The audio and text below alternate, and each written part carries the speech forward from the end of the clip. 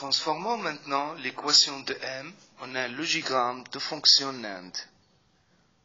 Comme nous avons vu dans les exemples précédents, on commence tout d'abord par mettre 2 barres sur toute l'équation pour qu'elle ne change pas.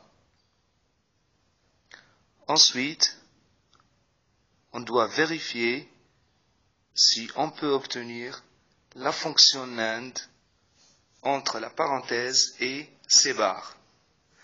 Rappelons que pour écrire A NAND B, il faut avoir entre A et B la fonction et bien sûr le complément sur les 2 variables binaires. Par contre, dans notre équation, nous avons OU entre la parenthèse et ces barres.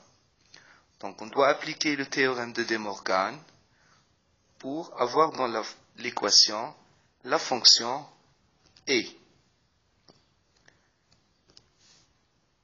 Appliquons le théorème de De Morgan maintenant. Nous obtenons sur la parenthèse un complément. Le OU devient et, C bar devient C2 bar, et bien sûr, il nous reste le tout bar, puisque nous avons utilisé seulement le premier bar. On peut maintenant obtenir la fonction NAND entre la parenthèse, qu'on va la transformer ensuite,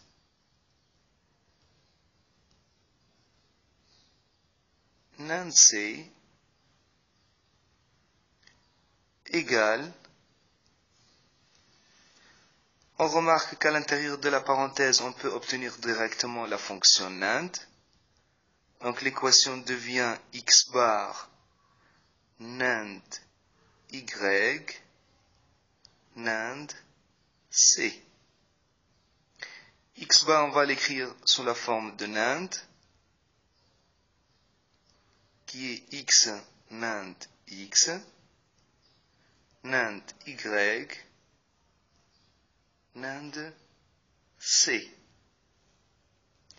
Dessinons maintenant ce logigramme.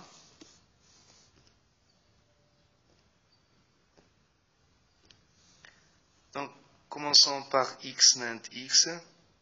Donc, une fonction NAND où on va relier les 2 entrées ensemble pour obtenir X NAND X. Ensuite, X NAND X, NAND Y.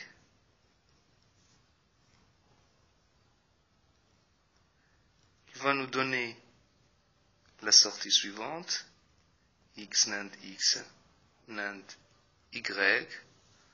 À la fin, on ajoute NAND C